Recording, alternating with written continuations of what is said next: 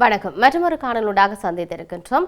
உலகளாவிய ரீதியில் மிக பெரும் பேசு பொருளையும் உற்றுநோக்கலையும் ஏற்படுத்திய ஒரு சம்பவம் என்று சொன்னால் இஸ்ரேல் ஈரானுடைய போரானது. இந்த போர் தீவிரமடைந்து கொண்டு இருக்கின்றது. இதனுடைய தாக்கம் எவ்வாறு செல்வாக்கு செலுத்தும், பொருளாதாரத்தில் செல்வாக்கு செலுத்தும் என்ற நிலைப்பாடு இருக்க G7 மாநாடு இடம்பெறுகிறது. இந்த G7 மாநாட்டிலும் கூட பல நாட்டினுடைய உலக தலைவர்கள் வந்திருக்கின்ற இந்த வேளையில் அந்த G7 மாநாட்டில் முழுமையான ஒரு உற்றுநோக்கல் இல்லாட்டி அவதானம் என்பது ஈரான் இஸ்ரேலுடைய போர் நிறுத்தம் சார்ந்து இருக்கும், போரினுடைய பேச்சுவார்த்தைகள் சார்ந்து இருக்கும் என்று சொல்லப்பட்டிருக்கிறது. அதே போன்று அமெரிக்க ஜனாதிபதி டொனால்ட் ட்ரம்ப் G7 மாநாட்டுக்கு சென்றிருக்கின்றார். அந்த மாநாட்டிலிருந்து அவர் முடிவதற்கு முதல் நாத்தி அவர் அமெரிக்காவுக்கு புறப்படுவதற்கான நிலைப்பாடு இருப்பதாக என்றெல்லாம் சொல்லப்பட்டிருக்கிறது. காரணம், அதனுடைய நகர்வுகள் ஏராளமாக பல விடயங்களை தாங்கி சென்று கொண்டிருக்குது. இவ்வாறு இருக்க இஸ்ரேல் ஈரான் போர் தீவிரமடைந்து வரும் நிலையில் அமெரிக்க ஜனாதிபதி டொனால்ட் ட்ரம்ப் அனைவரும் தெஹ்ரானை விட்டு உடனடியாக வெளியேறுமாறு அச்சுறுத்தல் அழைப்பை ஒன்று விடுத்திருக்கிறார். ட்ரம்ப் வெளியிட்ட சமூக வலைதள பதிவுகளில் தான் கையெழுத்திட சொன்ன ஒப்பந்தத்தில் ஈரான் கையெழுத்திட்டு இருக்க வேண்டும், இவ்வளவு அவமானம், எவ்வளவு மனித உயிரை வீணடிப்பது, எளிமையாக சொன்னால் ஈரான் அணு ஆயுதத்தை வைத்திருக்க முடியாது, தான் அதை மீண்டும் மீண்டும் சொன்னேன், பதட்டங்கள் அதிகரிக்கும் போது உடனடியாக நடவடிக்கை எடுக்க வேண்டும், அனைவரும் உடனடியாக தெஹ்ரானில் இருந்து வெளியேற வேண்டும் என்ற விடயத்தை அங்கு குறிப்பிட்டிருந்தார். இதனையடுத்து தெஹ்ரானில் மையப்பகுதியிலிருந்து 3 லட்சம் மக்களை வெளியேற்றுமாறு இஸ்ரேலும் எச்சரித்திருந்தது. ஈரான் தலைநகர் தெஹ்ரான் மீது இஸ்ரேல் கடுமையான தாக்குதலை நடத்தி வருவது இங்கு அவதானிக்கத்தக்க ஒரு விடயமாக இருக்கிறது. இதனிடையே கனடா G7 மாநாட்டில் கலந்து கொள்ள ட்ரம்ப் பல்வேறு சந்தர்ப்பங்களில் செய்தியாளர்கள் கேட்ட கேள்விகளுக்கு ட்ரம்ப் பதிலளித்திருந்தார். சமீபத்தில் இஸ்ரேலிய பிரதமர் பெஞ்சமின் நெதன்யாகுவிடம் பேசியுள்ளார்களா என்று ட்ரம்பிடம் கேட்ட போது தான் எல்லோரிடமும் பேசிவிட்டேன் என்ற விடயத்தை ட்ரம்ப் பதிலளித்திருப்பதை பார்க்கக்கூடியதாக இருக்கிறது. ஈரானை ஒரு ஒப்பந்தத்தில் கையெழுத்திட வலியுறுத்தினேன், ஈரானில் எந்த அணு ஆயுதமும் இருக்கக்கூடாது என்றும் அவர் சொல்லியிருந்தார். இதற்காக தான் ஈரானுக்கு 60 நாட்கள் அவகாசம் கொடுத்திருந்ததாகவும் அவர்கள் இல்லை என்று சொன்னார்கள். 61வது நாளில் என்ன நடந்தது என்பதை நீங்கள் பார்த்தீர்கள். விரைவில் ஒரு ஒப்பந்தம் கையெழுத்தாகும் அல்லது ஏதாவது நடக்கும், ஆனால் ஒரு ஒப்பந்தம் கையெழுத்தாகும் என்று அவர் கூறியிருந்தார். ஈரானில் ஆட்சி மாற்றத்தை விரும்புகிறீர்களா என்று கேட்டபோது ஈரானில் அணு ஆயுதம் எதுவும் இல்லாமல் இருக்க விரும்புகிறேன் என்ற ஒரு விடயத்தை ட்ரம்ப் பதிலளித்திருந்தார். இஸ்ரேலும் ஈரானும் மோதல் தீவிரமடைந்துள்ளதால் ட்ரம்ப் ஒரு நாள் முன்னதாகவே கனடாவில் நடைபெறுகிற G7 உச்சி மாநாட்டிலிருந்து திரும்பி வருவதாக வெள்ளை மாளிகை செய்தி தொடர்பாளர் இந்த விடயத்தை சமூக ஊடகங்களில் தெரிவித்திருந்தார். அதாவது போர்னுடைய பின்புலம் என்ற மிகப்பெரிய கேள்வி இருக்குது. ஈரானின் அணுசக்தி திட்டம் ஆபத்தானது, அது இஸ்ரேலுக்கு மட்டுமின்றி உலக நாடுகளுக்கும் அச்சுறுத்தல் என்பது கூறி ஈரான் மீது இஸ்ரேல் தாக்குதல் நடத்தி வருகிறது. பதிலுக்கு ஈரானும் இஸ்ரேல் மீது கடும் தாக்குதல் நடத்தி வருகிறது. இஸ்ரேலும் ஈரானும் தொடர்ந்து 4வது நாளாக மாறி மாறி ஏவுகணை ட்ரோன் தாக்குதல்களில் ஈடுபட்டிருக்கு. இந்த தாக்குதலில் ஈரானில் 230 பேரும் இஸ்ரேலில் 18 பேரும் உயிரிழந்திருப்பதாக தகவல்கள் சொல்லியிருந்தன. இஸ்ரேல் ஈரான் மோதல் 5வது நாளாக நீடித்திருந்தது. மத்திய கிழக்கில் பதட்டமான சூழல் ஏற்பட்டிருந்தது. அப்பாவி மக்கள் பாதிக்கப்படுவது மட்டுமின்றி உலக அளவில் வர்த்தகத்திலும் பெரும் தாக்கத்தை ஏற்படுத்தி இருக்குது. கச்சா எண்ணெய் விலை தொடர்ந்து அதிகரித்து வருவதை பார்க்கக்கூடியதாக இருக்கிறது.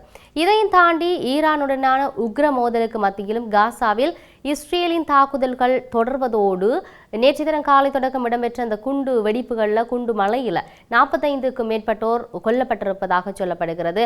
பாதி அதிகளவானவர்கள் உதவி விநியோக நிலையங்களுக்கு அருகில் நடத்தப்பட்ட அந்த துப்பாக்கிச் சூட்டில் பலியாகி இருப்பதாக காசா நிர்வாகம் சொல்லுது. மத்திய காசாவின் நட்சரிசம் தாழ்வாரம், தெற்கே ரபா நகர் மற்றும் வடமேற்கே அல் சுனிதானியாவில் உள்ள உதவிகள் வரும் வாயில் உட்பட அமெரிக்க ஆதரவில் முன்னெடுக்கப்பட்டு வரும் சர்ச்சைக்குரிய உதவி விநியோக இடங்களில் இடம்பெற்ற இந்த தாக்குதலில் குறைந்தது 23 பலஸ்தீனியர்கள் கொல்லப்பட்டதாக காசா சிவில் பாதுகாப்பு நிறுவனம் சொல்லுது.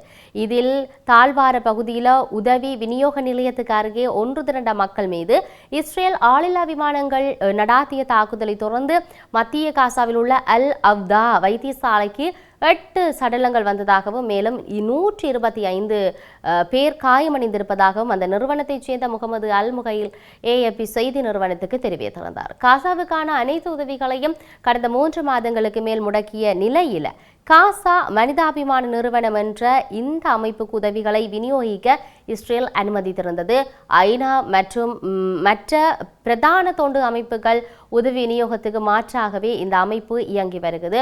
எனினும் இந்த ஒரு அடிப்படை தேவைகளுமின்றி பட்டினியில் திரளும் மக்கள் மீது இஸ்ரேலிய படை தொடர்ந்து தாக்குதல்களை நடத்தி வருவதோடு இவ்வாறான தாக்குதல்களில் கொல்லப்பட்ட பாலஸ்தீனியர்கள் எண்ணிக்கை 300 எட்டியிருப்பதாக காசா அரச ஊடக அலுவலகம் நேற்று தினம் வெளியிட்ட இந்த அறிவிப்புல சொல்லியிருக்குது. இது தவிர 2649 பேர் காயமடைந்திருக்கிறார்கள். பட்டினியில் உள்ள பொதுமக்களை திட்டமிட்டு இலக்கு வைக்கும் அமெரிக்க ஆதரவு உதவி நிலைமைகள் மரண பொறிகளாக உள்ளன என்று அதிகாரிகள் சொல்லுகிறார்கள். காசாவில் இஸ்ரேலிய செயற்பாடு பயங்கரமாக உள்ளது என்று ஐநா மனித உரிமைகளுக்கான உயர்ஸ்தானிகர் சாடியிருக்கிறார். போர் வழிமுறை மற்றும் போக்கு அதாவது காசாவில் உள்ள பாலஸ்தீனியர்களுக்கு கொடூரமான துன்பத்தை ஏற்படுத்தி இருக்கிறது என்று சொல்லுகிறார். காசாவில் 19 மாதங்களுக்கு மேலாக இஸ்ரேல் நடத்தி வரும் இந்த தாக்குதலில் கொல்லப்பட்ட பாலஸ்தீனியர்களுடைய எண்ணிக்கை 55,362 அதிகரித்திருக்கிறது. இதையும் விட இஸ்ரேலுடனான போரில் ஈரான் வெற்றி பெறாது என்று G7 உச்சி மாநாட்டில் கலந்து கொண்ட அமெரிக்க ஜனாதிபதி டொனால்ட் ட்ரம்ப் தெரிவித்திருக்கிறார். G7 உச்சி மாநாடு 2025 கனடாவில் நடைபெறுகிறது. இதில் பிரதமர் நரேந்திர மோடி, அமெரிக்க ஜனாதிபதி டொனால்ட் ட்ரம்ப் உள்ளிட்ட உலக தலைவர்கள் பங்கேற்க உள்ளனர். ட்ரம்ப் இஸ்ரேல் நாட்டுக்கு தனது ஆதரவை தெரிவித்திருக்கிறது. செய்தியாளர் சந்தித்த அவர் இந்த போரில் ஈரான் வெற்றி பெறாது என்று தான் உறுதியாக சொல்லுகிறேன் என்ற விடயத்தை சொல்லியிருந்தார். பேச்சுவார்த்தை நடத்தப்பட வேண்டும், மிகவும் தாமதமாகிவிடும், முன்பதாக உடனடியாக பேச்சுவார்த்தை நடத்த வேண்டும் என்று தெரிவித்திருந்தார். அதாவது பேசி அவர் சொல்லுகிற ஒரு விடயம் என்னென்றால், G7 மாநாடு என்பது G8 மாநாடாக இருந்தது. ஆனால் பராக் ஒபாமாவும் ட்ரூடோ என்ற நபரும் ரஷ்யாவை அதில் சேர்க்க விரும்பவில்லை. இது ஒரு மாபெரும் தவறு என்று தான் கூறுவதாக சொல்லியிருந்தார். ஏனென்றால் ரஷ்யா இங்கே இருந்திருந்தால் இந்த போர் நடந்திருக்காது. அதே போல 4 ஆண்டுகளுக்கு முன்பு தான் ஜனாதிபதியாக இருந்திருந்தார், இந்த போர் நடந்திருக்காது என்று தான் நினைக்கின்றேன் என்ற விடயத்தை டொனால்ட் ட்ரம்ப் பதிவு செய்திருந்தார். ஜோ பைடன் 2 கோடி மக்களை எங்கள் நாட்டுக்குள் நுழைய அனுமதித்திருக்கிறார். அதில் பெரும்பாலான மக்கள் மோசமான கொலையாளிகள், கும்பல்களை சேர்ந்த சிறையிலிருந்து வந்தவர்கள். அந்த மக்களில் பெரும்பாலானோர் ஜனநாயக கட்சியினர் ஆளும் நகரங்களில் இருக்கிறார்கள். அவர்கள் அந்த மக்களை வாக்குகளுக்காக பயன்படுத்த நினைத்திருக்கிறார்கள். ஆனால் அது ஒருபோது நடக்கப் போவதில்லை. இவ்வாறான விடயத்தை டொனால்ட் ட்ரம்ப் சொல்லியிருந்தார். ஈரான் நாட்டில் உள்ள இராணுவ மையங்கள் மற்றும் அணுசக்தி மையங்கள் மீது இஸ்ரேல் திடீர் தாக்குதல்களை நடத்தியது. இதற்கு பதிலடி கொடுக்கும் விதமாக இஸ்ரேல் மீது ஏவுகணைகளை வீசி தாக்கி இருக்கிறது. ஈரான் இதனால் இரு நாடுகளுக்கும் இடையிலான போர் தீவிரமடைந்திருக்கிறது. இந்த போர் சார்ந்து இஸ்ரேல் ஈரானுடைய போர் சார்ந்து G7 மாநாட்டில் பல உலக தலைவர்கள் கூடியிருக்கின்ற இந்த இடத்துல ஏதாவது ஒரு தீர்மானத்தை எடுப்பார்களா, இல்லாட்டி இதனுடைய நகர்வுகள் எப்படி போகிறது? டொனால்ட் ட்ரம்ப் கூறியது போல ஈரான் அந்த ஒப்பந்தங்களை கைச்சாத்திட்டு இதுக்கான ஒரு முடிவை கொண்டு வருமா இல்லையா, இதனுடைய அடுத்த கட்ட நகர்வு எல்லாம் எப்படி இருக்குது என்றதை நாங்கள் பொறுத்திருந்து பார்க்க வேண்டிய தேவை இருக்கிறது. மற்றும் ஒரு பதிவினூடாக சந்திப்போம். வணக்கம்.